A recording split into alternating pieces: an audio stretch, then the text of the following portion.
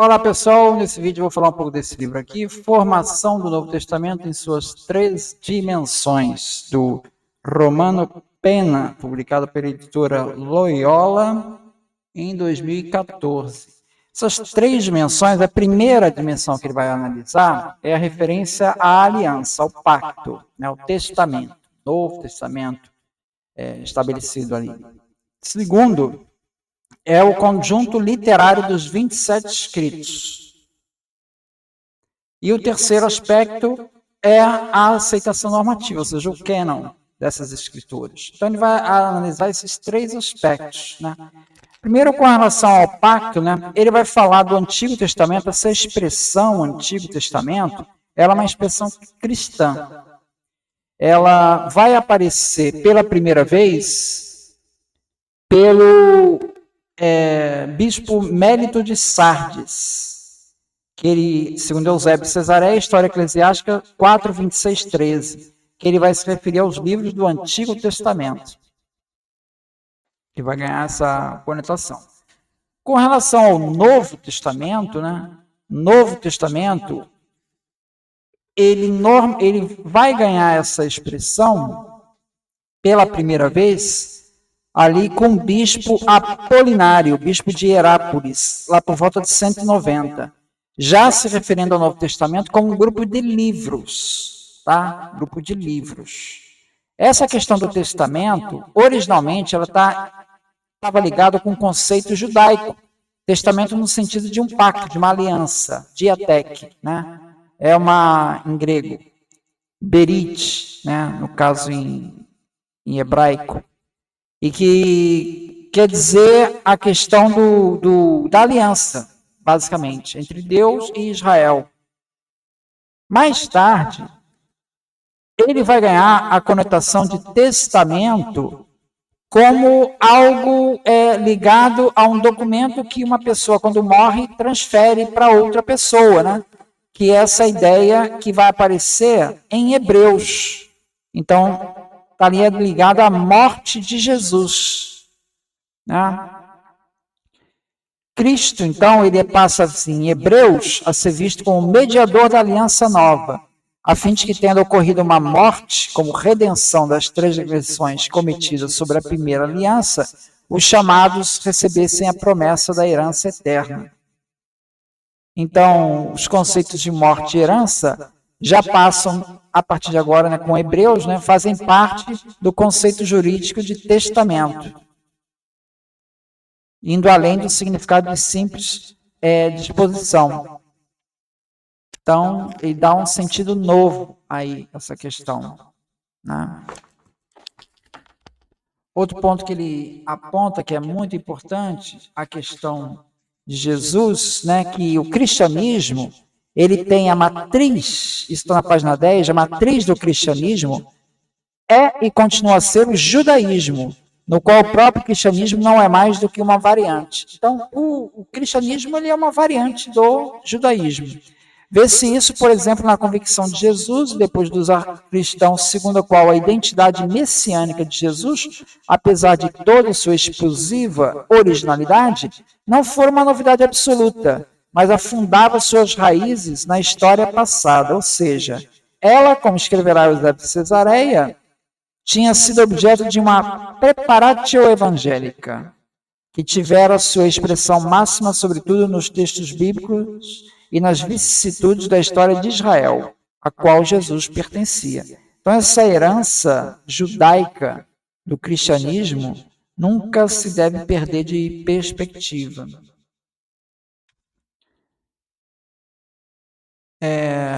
Outra questão da questão da tradição oral, ele chama a atenção dentro dessa tradição judaica, né, que o judaísmo tinha essa tradição oral. Então, você pega, os primeiros escritos vão começar com Paulo, lá pelos anos 50, né, e os evangelhos lá pelos anos 70, 80. Então, tem pelo menos algumas décadas aí de tradição oral, que a doutrina está sendo passada de boca em boca, não tem texto circulando, né.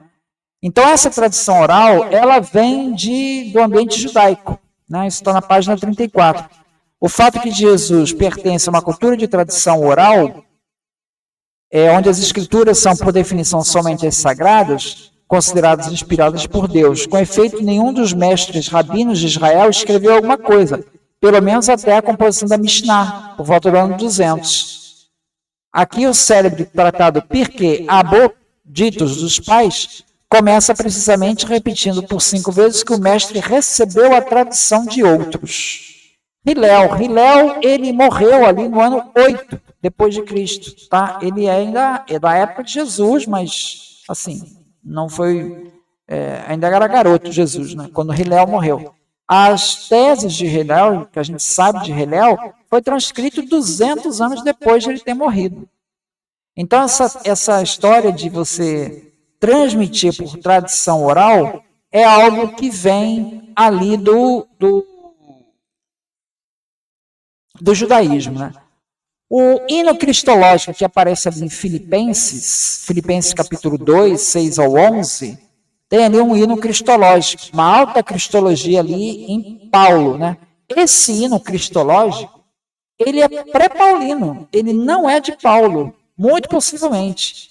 E por que ele chega a essa conclusão? Ele fala o seguinte: falta nesse hino a interpretação soteriológica da morte de Cristo, ou seja, que Cristo morreu para pagar os nossos pecados. Isso não está no hino.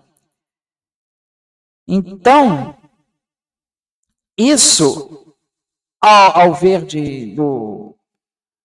do Romano Pena, é um forte indício a favor de que o texto ser pré-paulino, porque se fosse para o paulino, Paulo ia colocar isso no hino. Né? Se não está lá, é porque ele está transcrevendo o hino que ele recebeu, mais antigo que ele. Isso foi escrito nos anos 50, então ele recebeu da igreja antes. Então é uma tradição oral ali que está entrando no texto. Tá? Então esse é o caso dos Filipenses.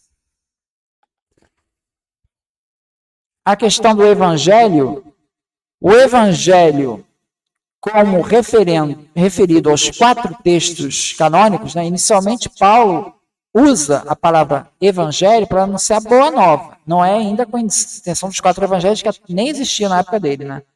Isso, com o tempo, evangelho vai ganhar o significado do livro. Né? E isso vai ficar mais claro a partir de Irineu contra Heresias 2:27:2 e Justino Mártir, em uma Apologia 66:3. Em que aí o evangelho já vira o livro. Antes não, antes era a boa nova, né? Sempre sintonizado com essa tese da pregação oral. Com relação a Paulo citar Jesus, né? Ele traça algumas passagens, realmente Paulo cita muito pouco de Jesus histórico, ele se refere a algumas passagens de 1 Coríntios 7, versículo 9, que ele fala do divórcio. Paulo fala do divórcio e remete, assim diz o Senhor, está se referindo a Jesus. Também em 1 Coríntios 9:14, em que ele fala do sustento dos pregadores, tá? Os missionários. 1 Coríntios 11:23, que ele fala das palavras da última ceia, palavras de Jesus. Então são palavras de Jesus, que ele está se referindo ao Jesus histórico, que ele recebeu da onde? Ele recebeu da igreja. Recebeu da igreja. Ele fala também do Adolf Deissmann, que ele faz uma separação entre cartas e epístolas. Cartas seriam documentos pessoais, epístolas, uma coisa mais direcionada para o grande público. E aí Paulo teria escrito cartas pessoais. Não tinha essa ambição de ser pública. Né? O Romano Pena vai discordar. Ele diz assim: Paulo não pode ser confinado no âmbito do particular. É verdade que as suas cartas se refletem exatamente ao seu genuíno caráter impulsivo, generoso, forte e terno, ao mesmo tempo. Ou seja, ele não esconde de modo algum a própria humanidade. Mas ele fala com uma autoridade de alguém que está escrevendo um texto que vai ter um alcance mais amplo. Tá? Então, ele vê os textos de Paulo como epístolas, né? Não cartas pessoais. Existe uma intenção e esses textos são lidos na igreja, né? Então, tem uma proposta mais ampla ali as cartas de Paulo. Tá? Outra coisa interessante que ele fala, por exemplo, nas cartas de Inácio de Antioquia, ali na página 105, ele vai comentar que houve alguns autores, como o Joly, ele escreveu em 1979 uma tese de que todas as cartas de Inácio de Antioquia seriam fraude, seriam invenções, alguém escreveu isso. Mas o fato é que agora, atualmente, pelo menos 7 dessas cartas são dadas como autênticas. Foi feito um exame mais apurado e essas cartas são dadas como autênticas. É isso então. Muito obrigado então.